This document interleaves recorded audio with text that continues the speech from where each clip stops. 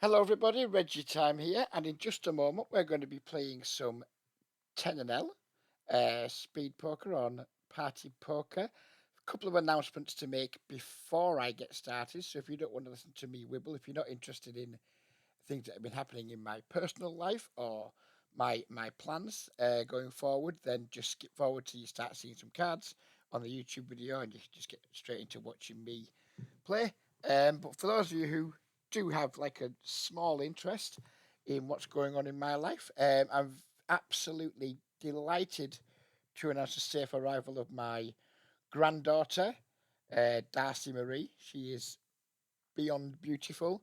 Mother and father are beyond beautiful people. Mother did really well. It was crikey. It was over a 24-hour labour. Her waters broke 1 a.m. ish one day, and she gave birth finally at 2:39 a.m.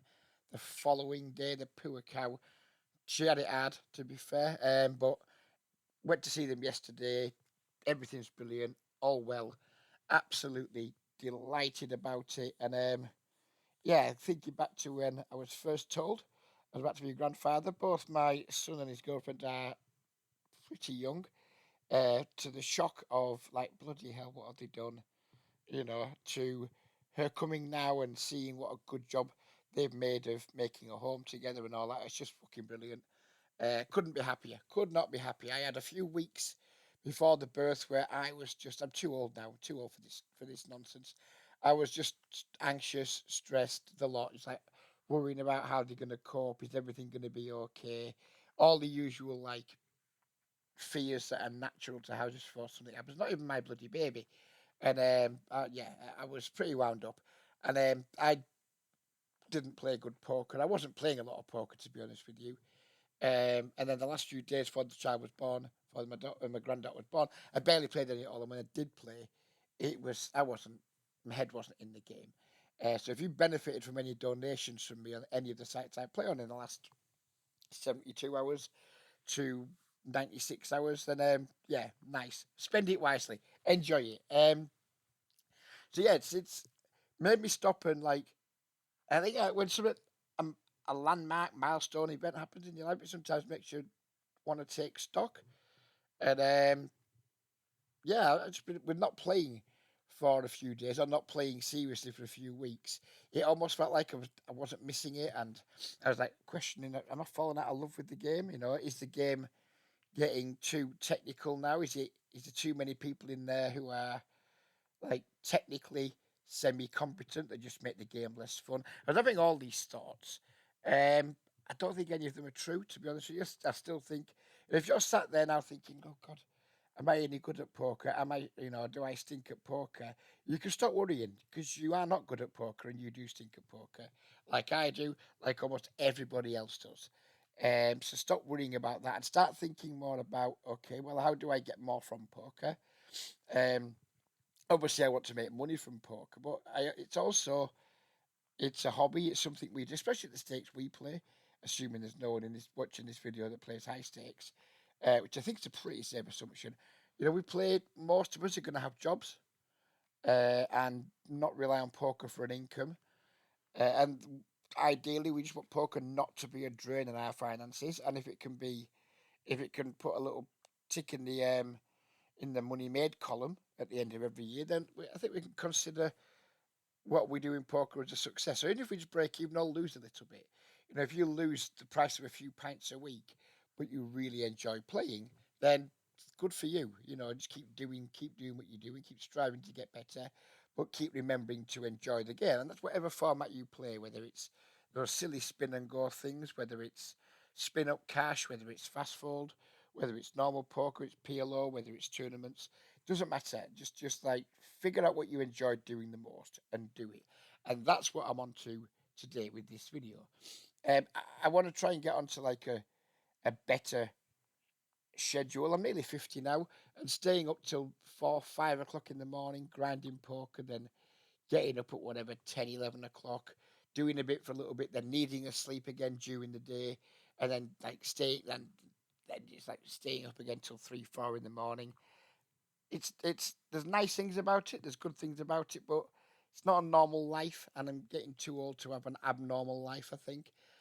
Um, and for those of you who follow my channel, like my day work now is up to enough hours per week at a high enough rate of pay where I don't need an extra income from poker anymore. So poker can just be like a purely recreational thing for me now, where I'm not forced to grind. And I don't, if I don't want to play, I just don't have to. In the days of me having to put in 130, 140 hour months to try and make 1,000 to, or 500 to 1,000 to top up my income. Those days are gone. Anything I make from poker now is just gravy. We can just do nice things with it. We can just put it away, save it for a rainy day. All of those things. And I'm aware I'm starting to wibble now. But the point I want to get to is that I'm gonna have more time probably if I like try and get on this be awake and start your day by 9:30, 10 a.m. thing. Because my working day doesn't start till 3ish usually. Today it starts earlier, but Monday to Thursday it doesn't start till 3 o'clock. Um, I'm going to have time to do things in the morning. And in the UK, there's no good places to play poker in the mornings, but it's my hobby. It's what I want to do. So we've restarted, like, because the last video I did was the day when my daughter-in-law, she's not my daughter-in-law, but you know what I mean, she was in labour, and I was just like, whatever, I was playing like a moron. So we've topped this bankroll back up to just $50, and we're just going to make probably quite a bit of 10 and L party poker content on the mornings where I wake up and I look at Sky Poker or whatever, and there's no games to play. So I'm going to be like looking to play this game mostly just Monday to Thursday, I would imagine. Try and play it as much as possible, just recording videos. If I play, I'm going to just record 45-minute videos at a time. So therefore, the days that I don't play, hopefully I can make videos, and I'm hoping to put at least 4 videos out a week. I will keep chopping this roll up if need be. I'd rather not have to. But I will keep topping it up because we're just going to be playing this 10 and L. And if we like somehow run it up, I'm not even sure I'm a winning player anymore at speed poker. It might actually be true that I'm a losing player in speed poker pools to the rake, not to the pool in general, but whether I beat the rake or not, I guess we're about to find out. I haven't played speed poker consistently enough for a long time to know if I do or not. Feels like maybe I don't, but let's see. So yeah, we're going to just like try and make plenty of 10 and L content and just purely to give me something to do. I'm not selling anything. I'm not spamming anything. It's just give me something to do. Hopefully, create some content, and yeah, just give me a little hobby to do it like between the hours of 10 o'clock and 2 o'clock in the morning, early afternoon, which is usually the time of day where I have the house to myself and plenty of downtime. So that's it. 7 minutes of ranting. Go Lachlan and Jodie for giving me a beautiful granddaughter, and let's see if we can start living a more normal life and be getting good at poker again. Basically, I'm going to be playing this as if it's my last money. I'm going to be trying my very hardest. There's going to be any like loose, splashy, I don't give a fuck plays. I'm going to be playing here like it's my last $50 in the world, and see if I'm good enough still to compete on the speed poker streets. So let's get stuck in.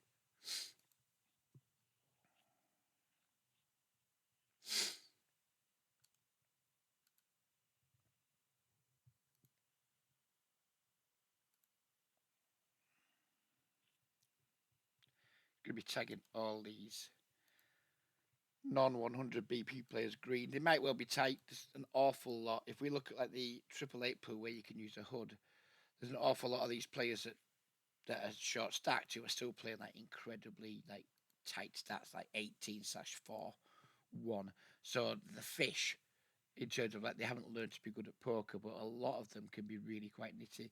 So we're going to tag them green, and then if we see um, any players doing stuff that's just way out of line and loose, then they will get like the light blue tag, as in like green is suspected, just like obviously not a reg, and then they will get a blue tag if they turn up with like some completely random nonsense.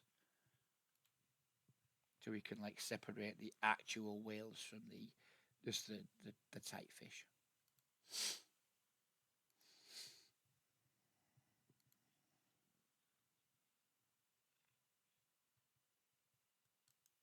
Here we have a guy, not a full stack, open limping. Then we have some guy min raising over the top. So this guy's going to get a green tag straight away, but we don't know much more about him apart from he's min raised over a limp, which can't be good. Another non-100 big guy. So you're going to see a lot of green tags. You're going to be thinking, oh wow, these games look good. They're not necessarily that good still. It could just be we're green tagging a load of 18B pit players. I will eat fish has got my pink tag. Now my pink tag typically means like too aggressive. But it could be an old tag. It's almost certainly going to be from 25 and L. And we'll keep it there for now, but we won't take too much notice of it. It could be a very old tag. Okay, so we've got a green tag potting under the gun. We've got another green tag flatting. I think we just squeeze this here. And I'm going to be like squeeze folding it, so we're just going to make it 14. The flat call, and then the most likely recreational player folds. Ace, jack, ace flop. Gonna be hard to get action here. Gonna start with the C bet. Unless we're either on the right end or the wrong end of a cooler. Well, now we're either going to be on the right end or not the wrong end of a cooler. It's just whether we get any more money now. I think we keep betting. We bet like 18 here. We can just shove the river. Nope. We got one street. Better than nothing. Maybe we could consider checking there, but I just don't think it's a spot people are going to bluff. They're just going to, like, when they call that flop, they're going to have pocket pairs. They're not going to have floats very often. And I think they're just going to check them back a lot. Or they're going to have an ace that's going to give us all the money back. Us just going bet, bet, bet. Didn't isolate this limper out of the line with the king, queen off. I think these like high card offsuit cards, they look good pre-flop, and you're like, oh, cool. And then someone's just folded to our check. Yes, and these offsuit Broadway cards out of position. You're like, oh, let's isolate the limper. Problem is, you just miss so often with them, and you don't even flop like good boards too often, where you can like devise a plan for like maybe betting several streets. Because quite often, you're just going to completely break, and you're going to be up against like a passive, maybe calling station type player, and I think it leads you to end up just bluffing too often, or just playing some really like shit type poker and weak poker. It's not for me. I'll raise the suited ones, but very rarely I like ISO from out of position with like offsuit broadways.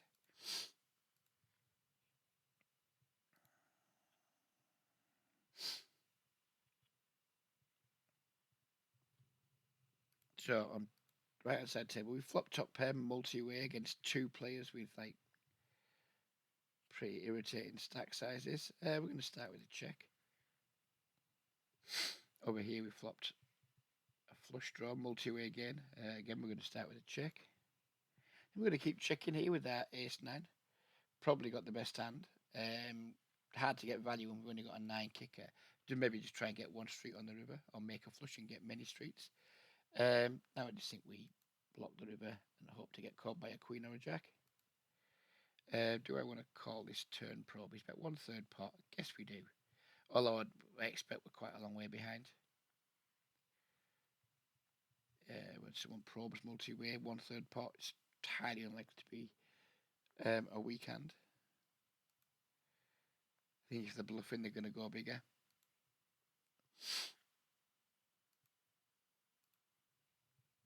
Pocket aces. 28 big blind limper. Going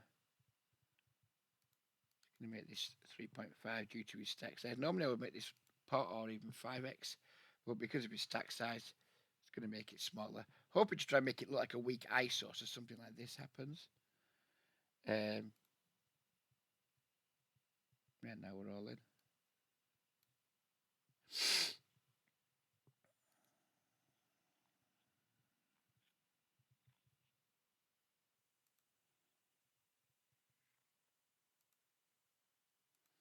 The kings up against the ace jack.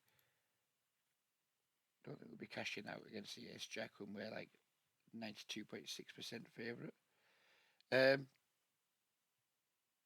This is a. Oh, don't put the queen down. This is a particularly annoying flop multi-way. They will be cashing out during this, especially at the start where we're running up $50. If we run it up, then maybe we'll stop cashing out. But whilst we are in jeopardy of needing to reload, there will be cash outs happening. Suck my dick if you don't like that. Gonna keep checking the kings. Dude now bets 5 big blinds. Check back flop. Bet 5 blinds on the turn.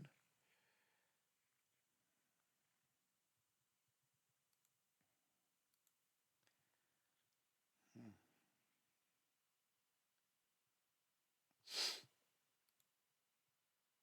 Just folding. I don't care. That is incredibly tight. Might be folding the best hand. On the river there, I would have called, but there's another street to come. I'm not planning on check calling a third street. Second street, sorry. Hey up. Here's our kid. All right, Fatty. Gonna flat the button. Yeah, right. That kings is definitely an overfold, but that's something I think I don't do enough of when I play any kind of poker, and especially speed poker. Um, I think I'm just too stationary in spots where people just aren't bluffing at anywhere near a high enough frequency. What do we want to do with these pocket nines here? I guess this deep we just want to call. Multi-way. Flopping top trips here.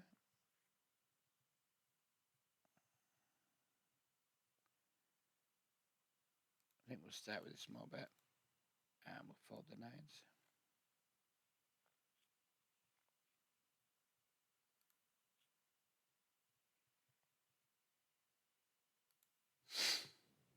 Taking it down with the ace queen.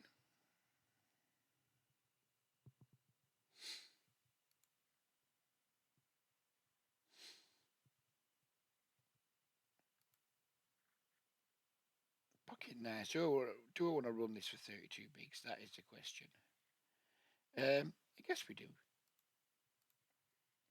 I guess we're happy running pocket nines for 32 bigs. Oh dear, it's 4 bet non all in. We are about to lose 32 bigs.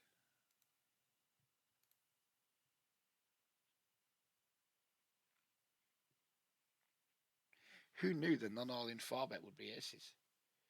Who knew that? What? 6 big blinds? Okay. Poker software seems to be pretty fucking laggy this morning. 7! Straight flush! Beautiful! Things you love to see. Cracking face up aces with a straight flush. What a lovely start to what hopefully is going to be a new series. Delightful. Online poker, rigged as fuck. Fatty's going to be off to his fucking mates later. Yeah, so I've got fucking aces in pre-flop. He won't tell him he had no money because he's a fucking weapon. He'll just say, I got my aces in pre-flop. Fucking got against pocket nines and he fucking hit runner straight flush. Fucking poker's rigged. At least he's got a story. He might have lost his $3.25, but he's got a story out of it. And, you know, life's all about stories, isn't it? Life is all about stories. Open limping corpse going to get you a green tag, sir.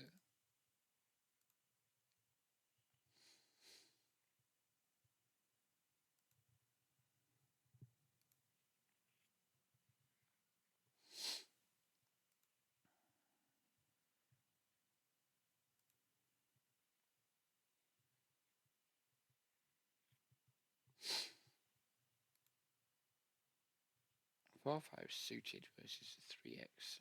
Feels like I want to play this hand, but I think those are the types of mistakes that just bleed me money at speed poker hands that you used to be able to play all the time.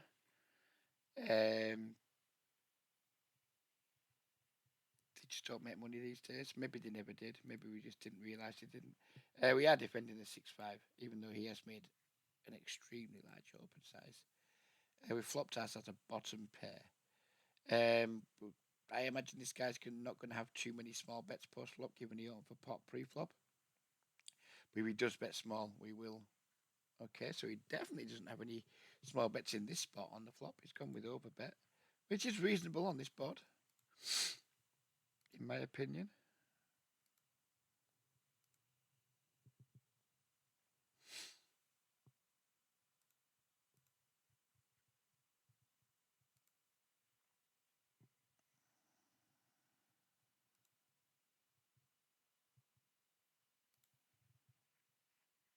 Not bluffing the ace-8 off multi-way. One of the worst hands in terms of like playability. We're going to be opening from the cutoff, and when it completely breaks, I typically just treat it like a ginger stepchild.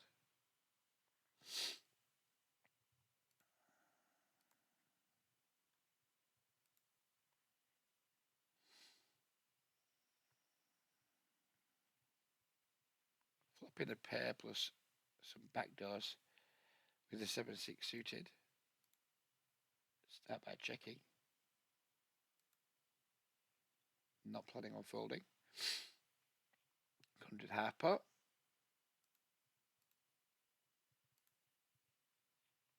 Is that a good or a bad turn? I don't think it could be a bad one, can it? You know, if we're ahead, we're still ahead. It's just whether they continue with bluffs or not. Check back, which tells me they almost certainly don't have a 9. I think our hand's too weak to seek value with, but we're probably going to need to bluff catch with it. That's where my brain is right now. What? Right, okay. Let's have a discussion. I've totally butchered this Jack 10, by the way, just due to a complete lack of concentration. This player here, flatted pocket queens, cut off versus button, four-handed. They got a very dry flop, and they bet half pot when check two. Turn 9 came. I understand that they might want to not face a check raise when the top card on the flop pairs the turn. So I understand the check. Well, I don't. The pre-flop's shit, by the way. Let's just get one thing straight. I'm not saying as played he's done all right so far because he hasn't. He should just 3-bet pre. But let's be charitable and say he misclicked pre-flop and called by mistake. I can understand why you might want to check back the 9. Although in a single raise pot, just keep betting till you raise, you then probably fold. But the river check back as well. And this is a little bit why. How do I want to put this? Like, this sort of thing doesn't help my monster under the bed syndrome. When you see like these are the types of players we've been talking about earlier. Like this guy's probably like a pretty tight VPIP, probably. Maybe he doesn't. Very, very like low PFR, very low 3-bet. Maybe he's starting to be something like 18-6 1.5 or 18-6 1, or maybe like 22-0-0. And these are like the guys that make me paranoid in these pools where you don't have HUD stats, and you're like, is this guy just like, is he loose and just never 3-bets? Is he like a massive nit and he's too scared to 3-bet queens? Um, yeah, it just makes me paranoid. You're like, oh shit, I can't value bet too thinly, especially out of position, because so many of these types of players turn up with hands they're just not supposed to have, and you end up value owning yourself. Or then when you go bet and they raise, and you're like, oh, they don't represent very much. There's draws out there, etc., and they don't represent many value hands. And then they've just got these like slow played, like jacks, queens, and things that they're just waiting to see like a safe flop before they fast play the shit out of it. And it's yeah, it can give me the old monster under the bed syndrome, which quite often leads me to play like quite a weak type passive style, which I'm aware isn't good. But when these sort of things happen, it just like, well, that's why you are, Edge. That's why you are the way you are, and that's not seeking to condone that. It's just an explanation as to why I'm like that. Anyways, flat queen button 400. Get just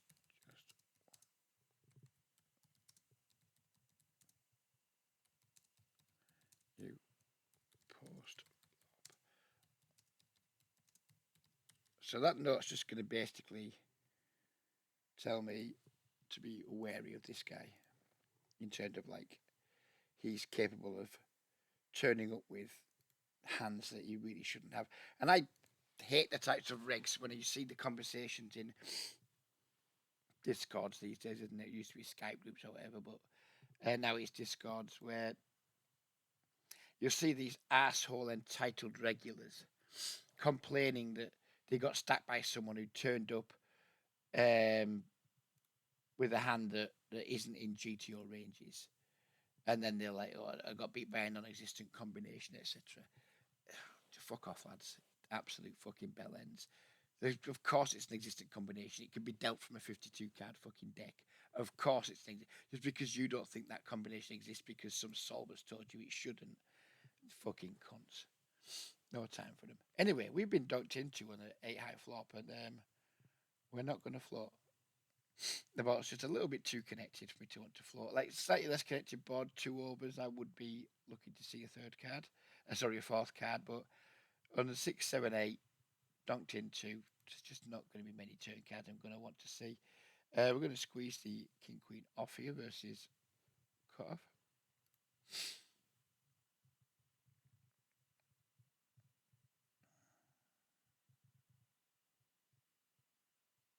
Never know whether we should ISO. I mean, I couldn't know whether we should ISO these or not because I could just study pre-flop. Range is a bit better. We're not going to ISO.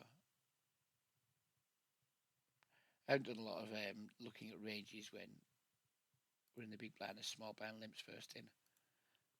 Not a particularly common spot these days. Now we've just got the best hand and we're going to try and seek value.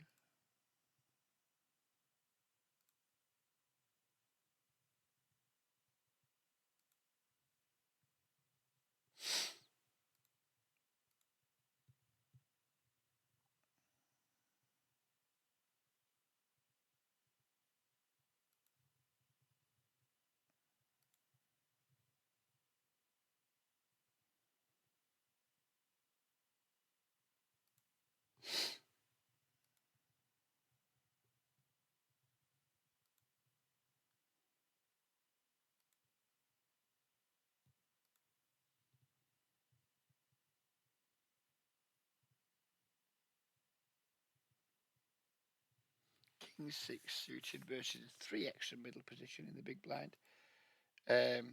Defending it. Top pair. Guess we'll see this guy at the river. Do we probe turn?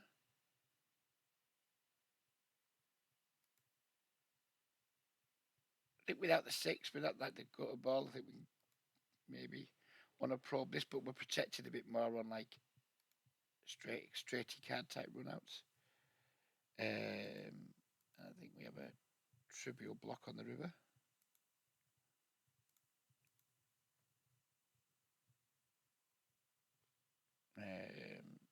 Up here we have big bets, I think, on the 2 Broadway with the gut shot. Could even maybe think about over betting.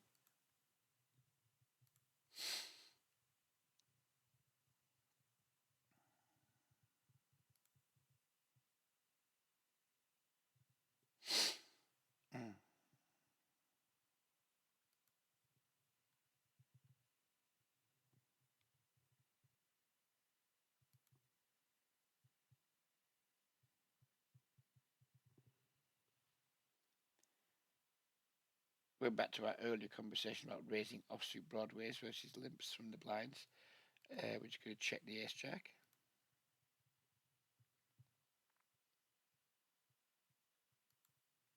Didn't realise a small blind had come into.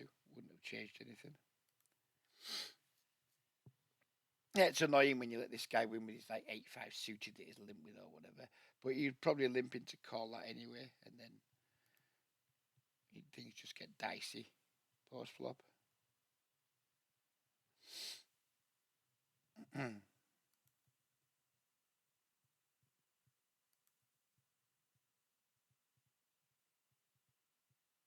Come on, mate, you fucking limp the button. There's fucking 3 bigs in there. Stop wasting my fucking time. And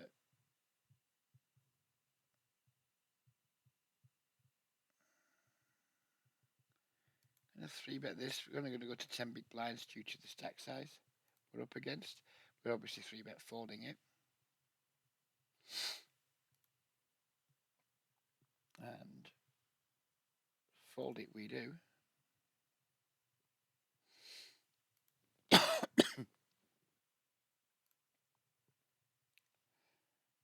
This player just open limp 9-9 on the button.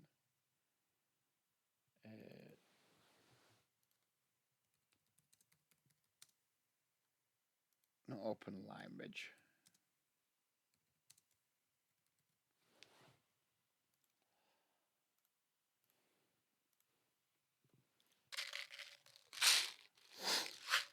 It's what I'm going to try and get better at if we're going to be taking this quote unquote challenge seriously, is my note taking. Yeah, this guy's definitely a recreational player.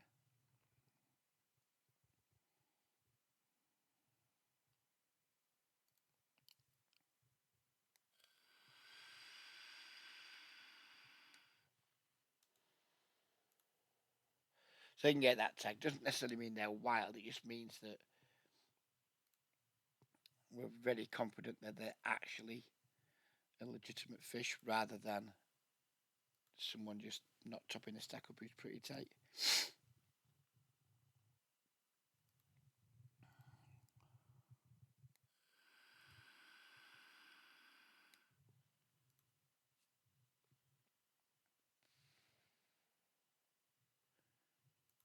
They limp the button with the at that time. Yeah. Stop being shit, mate.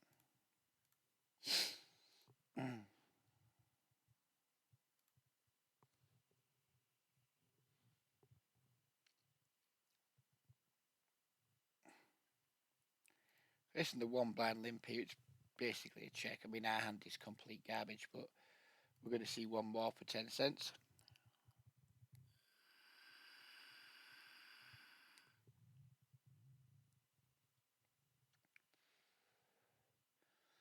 Now we fold. Ace 6 suited. I'm not going to be doing a lot of out of line 3 betting in this pool. So we'll just let the Ace 6 suited go. Probably going to lean more towards overfolding pre-flop than we are getting out of line with 3 bets until we notice certain players who are opening grown-up frequencies.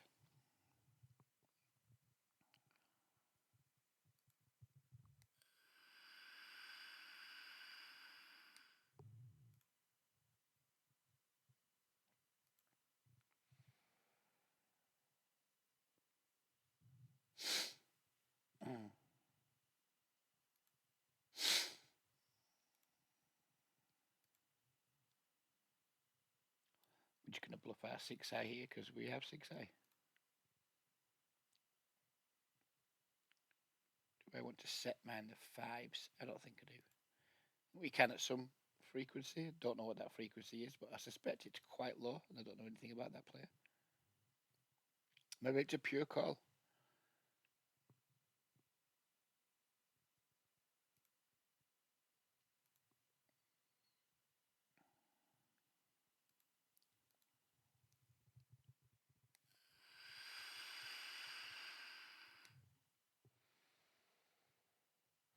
Flopping top and bottom pair on the double Broadway board, which means we're allowed to see bet big. And that's what I'm going to do. Don't put a 10 down, dealer. Don't fold.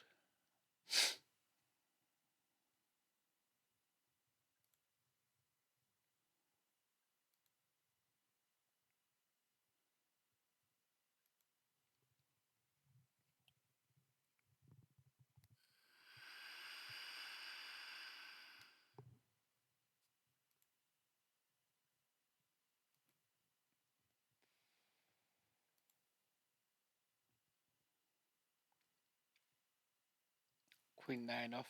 Pretty grimy open. One that you make because charts tell you to, but you like the Queen 9 off. Yeah. Defending the Queen Jack off, not loving it.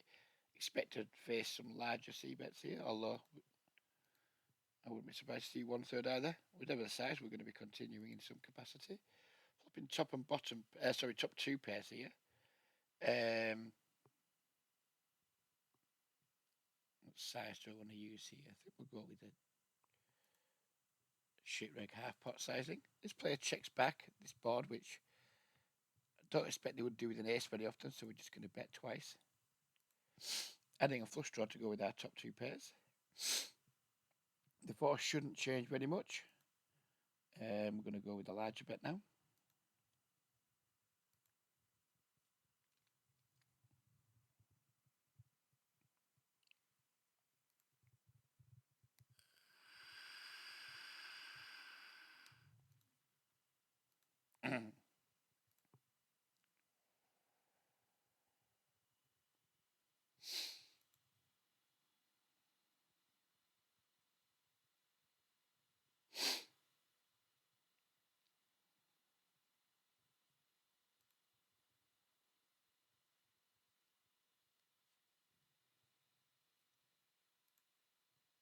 That's not six.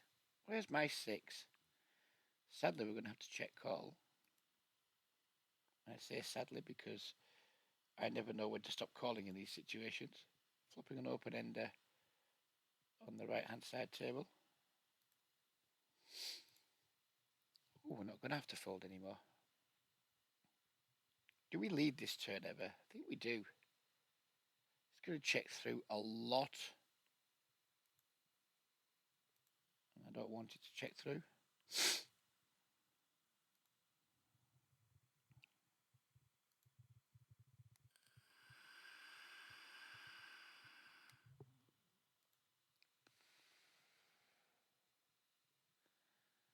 And I think we bet this river. And I'm going to choose that size. Well, I don't think, I know we bet the river. I'm going to choose that size. And I'd be very uncomfortable if we get raised because we're just going to be facing some very strong hands if we get raised here most of the time. But obviously we're not folding our hand. Villain does fold.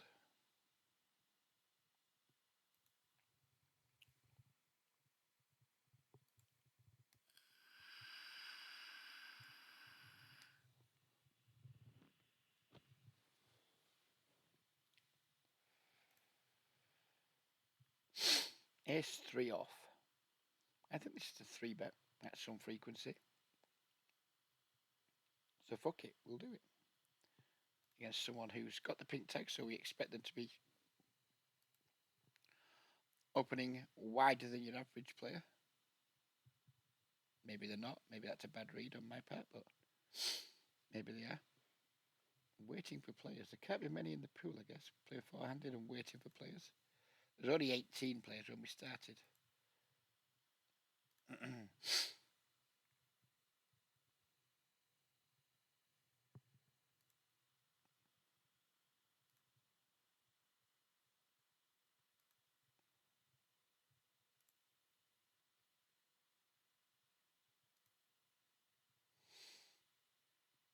Do we value bet R7 here? I think we do.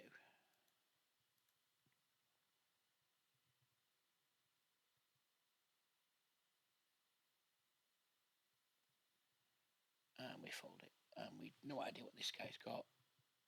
Another leak of mine is, especially when I'm playing stakes, I really don't care about it. Oh, let's look, see what he's done this with. It's just value. You don't need to see what it is exactly. Flipping a pair with a backdoor.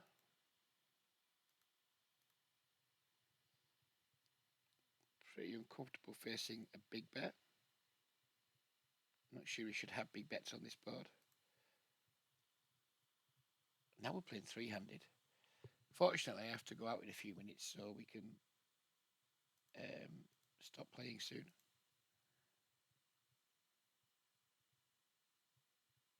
Yeah, versus big bet, big bet. I'm not sure this line is a thing against the big blind, but I've just done the fucking shit red thing. I'm not sure it's a thing.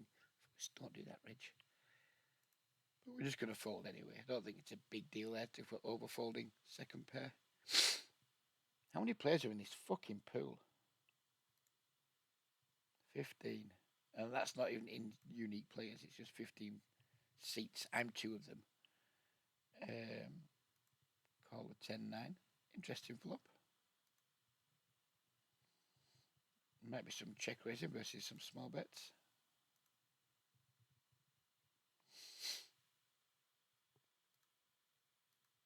Definitely some leading on the turn.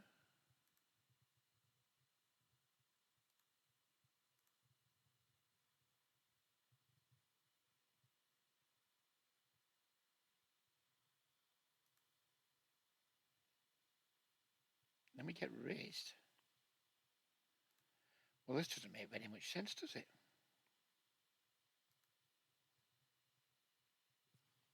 Do I want to chase a flush? A 10 high flush on a paired board? That is the question going through my mind right now, and I don't think I do.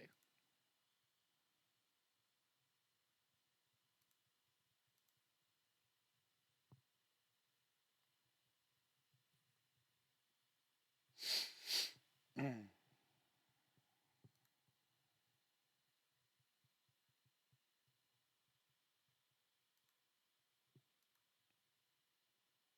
Three-handed would not be a particular strength of this old knit. Queen 5 deuce rainbow.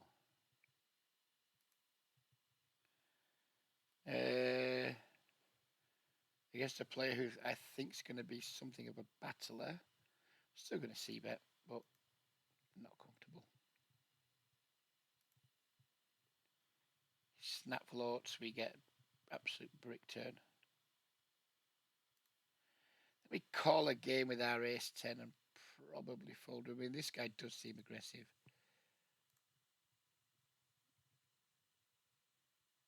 Just snap bets the river at what, 2/3 pot. I think at this point we can just fold. Yeah, he can have some bluffs. But typically, calling down versus three streets, we don't block clubs.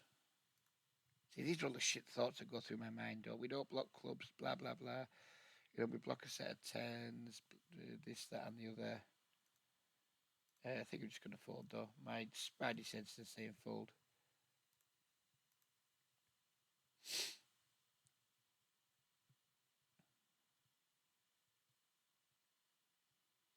New see bet our gut shot here. Get called, pick up a flush draw. I don't want to continue bluffing against a green tag player. Going to check back our jacks with a diamond here. This guy just pots the river. You could have a jack here and do this, like, sometimes. So this turn, this everything's the wheels are starting to come off. The wheels are coming off. Do we just fold these jacks? Don't think so. We have to fold the river, I think.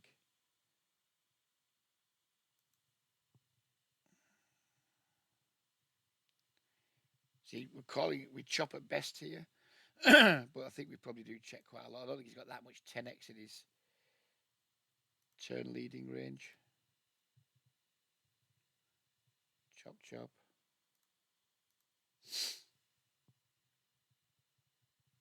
Short-handed really is not my thing. Fortunately, we've only got 2 more minutes of it to endure.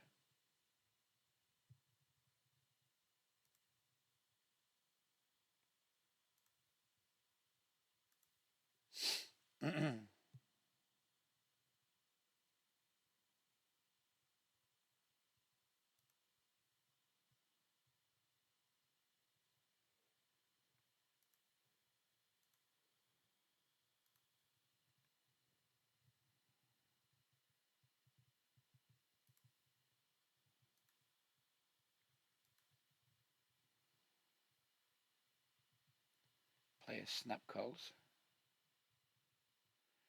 And king, king, queen. He's going to like bomb the turn and then probably give up.